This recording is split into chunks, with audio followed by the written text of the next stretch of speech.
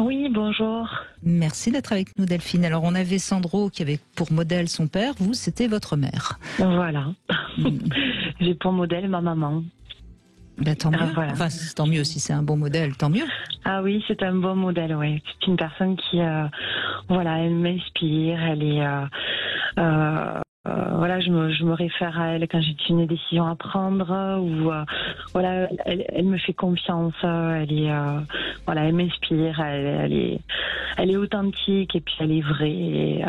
Et voilà, et j'essaye, voilà, alors j'essaye pas de lui ressembler parce qu'on est deux êtres complètement différents, mais voilà, je l'aime comme elle est. Elle a toujours eu une belle attitude envers moi. Elle me laisse prendre mes décisions. Et alors bon, là j'entends qu'elle, d'abord, elle est toujours en vie, hein, visiblement, oui. Et j'entends que ça a été une mère aimante qui vous a aidé à être, à la fois vous a sécurisé, mais vous a aidé également à vous réaliser.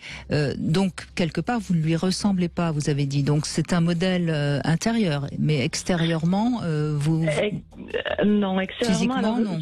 Un petit peu physiquement, mais elle a, en fait, en grandissant, je me suis aperçue qu'elle était très dans l'empathie. Elle s'occupait énormément des gens, et j'ai voulu à un moment donné lui ressembler. Et puis j'en ai trop fait. Elle avait peut-être les épaules, et puis à son époque c'était peut-être pas, voilà, on gérait comme ça avant. Elle s'occupait bien de mon papa, de ses affaires. Elle appelait tous les jours sa maman. C'était quelque chose qui était, voilà, c'était rentré comme un rituel. Et quelque part, moi, à un moment donné de ma vie, j'ai voulu faire pareil. Et en fait, je me suis pas retrouvée. Et j'ai voulu être moi-même, et elle m'a dit, mais justement, avance en étant toi-même, sans vouloir me ressembler, sans vouloir être, voilà, faire tout ce que moi j'ai fait et qui parfois m'a porté aussi préjudice. Et donc elle m'a laissé évoluer comme ça, et voilà, et là je suis moi, elle est elle, mais elle reste mon modèle. Oui, mais encore une fois, décidément, vos auditeurs, Brigitte, aujourd'hui sont particulièrement heureux d'être ce qu'ils sont et d'avoir les parents qu'ils ont eus. Alors, et votre père ? Alors, mon papa avait un métier, en fait, où il était pas beaucoup là, mais je garde de parfaite relation avec lui. Voilà, j'ai grandi, il était dans la gendarmerie. Donc, alors, c'est important, Delphine, de préciser, il n'était pas beaucoup là, mais il était présent, je veux dire, symboliquement. Ouais. Oui, tout le temps. Parce que c'est pas forcément nécessaire que le père ou la mère, d'ailleurs, hein, soit présente tous les soirs, mais ce qui est important, c'est il me semble que votre mère lui laissait sa place. Exactement. Oui, malgré, elle avait une présence physique que mon père n'avait pas. En revanche, voilà, elle lui laissait sa place quand il était là.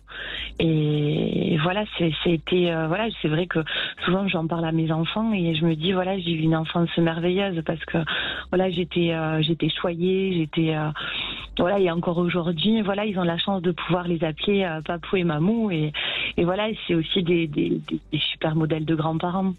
Parce que voilà, ils sont présents sans être intrusifs dans ma vie.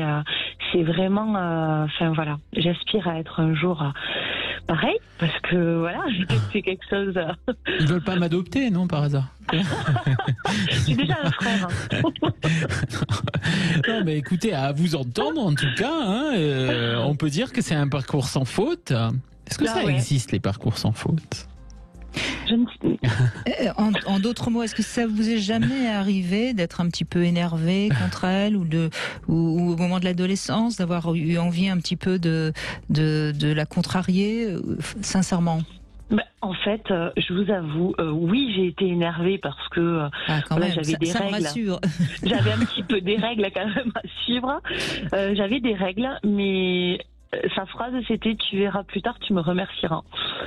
Et je l'écoutais, je l'entendais. je l'écoutais et bon, j'étais en colère, ça n'empêche pas que j'avais de la colère parfois. Mais voilà, j'ai avancé avec ça et puis voilà, j'ai toujours eu cette complicité avec elle. Mais voyez Delphine, c'est important qu'à un moment donné vous ayez eu quand même envie de la contredire ou que vous ayez été un peu énervé contre elle, parce que sinon vous auriez pas pu vous construire vous-même. Ah oui, exactement. Et c'est vrai que ces moments-là, en fait, je les ai... voilà, ça me chagrinait parce que c'est vrai qu'on s'entendait bien, même adolescente. Et quand on avait des petites disputes comme ça, elle reprenait son rôle bien en main. Et voilà, et puis voilà, c'était des frictions, c'était voilà, en période d'adolescence.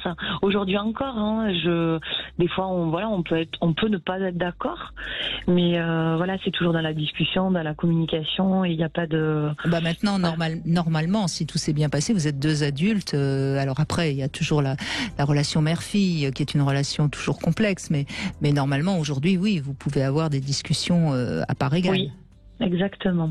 Si vous avez pu devenir adulte et si elle vous a laissé devenir adulte. Elle m'a laissé, hein, ça a mis un petit peu de temps, mais c'est-à-dire je pense que j'ai pas voulu trop grandir non plus. Quand on me disait vers quel âge tu vas partir, je disais je suis bien moi chez mes parents. Je voulais pas partir, c'était quelque chose qui était. Et vous êtes partie à quel âge alors? Je suis partie à 21 ans. Bon, ça va. C'est très jeune. Ah. Oui, ça va. C'est vrai que par rapport à l'époque, c'était peut-être moins jeune. Aujourd'hui, 21 ans, c'est très jeune, mais... Oui, et puis dans mon idéal, c'était 30 ans le départ de chez papa-maman. Donc... Ah oui.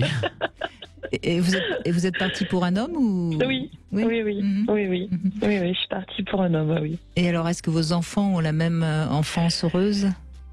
Oui, la même. Alors, bon, je ne suis plus avec le papa. Mais voilà, on vit très bien aussi. Voilà, j'essaye de pas jouer deux rôles, justement, puisque je n'ai pas deux rôles à jouer. Je peux pas avoir deux casquettes. Mais mon rôle de maman, déjà, oui, je le vois. Je suis beaucoup dans la discussion avec eux, dans la communication, et en même temps, voilà, j'ai des règles et ça se passe bien. Voilà. Oui. J'ai entendu quand même que votre père avait été un petit peu éclipsé par votre mère. C'est ce que vous disiez quand même. J'ai entendu que votre mère a une sacrée personnalité. Oui. Et vous, est-ce que vous laissez la place au père de vos enfants? Alors oui, mais voilà, c'est une tout autre sujet. Il a décidé de refaire sa vie ailleurs et donc voilà, je pense que je garde plus de relations moi avec lui que ce que lui garde avec ses propres enfants. Mais bon, voilà, je garde quand même le lien et puis oui, voilà. C'est lui qui a voulu partir.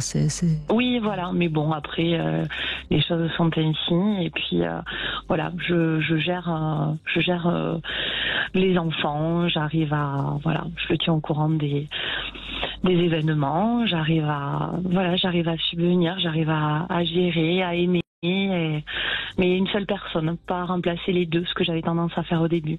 Après justement ces deux casquettes, Oui. Et ce n'est pas possible. Quand on est maman célibataire, c'est pas possible. On peut pas porter la casquette du papa et la casquette de la maman. Alors j'ai gardé mon rôle de maman et puis ma foi. Ils n'en sont pas tristes, ils sont pas malheureux, au contraire. Et voilà, ça se passe bien. C'est la vie, c'est ainsi. Une page s'est tournée et une autre s'écrit et voilà, elle est encore plus belle. Je me dis que voilà, la vie est ainsi faite. Eh bien, encore une belle parole positive, décidément. La journée est tout à fait agréable. Merci en tout cas Delphine de ce beau témoignage. On va continuer après les infos. Bien sûr, venez aussi nous donner vos modèles. Et puis ça peut être des modèles, de gens célèbres, ça peut être des modèles de héros qui n'ont jamais existé, comme pourquoi pas Zorro. Enfin, je dis n'importe quoi, mais c'est important de bien faire comprendre aux auditeurs que nos modèles, c'est pas forcément des gens qu'on a connus. Ça peut être des modèles qu'on a copiés comme ça. Qu'on a rêvé aussi. C'est ça, la dimension du rêve, du fantasme. Aimer quelqu'un qu'on ne connaît pas, il y a quelque chose de mystérieux.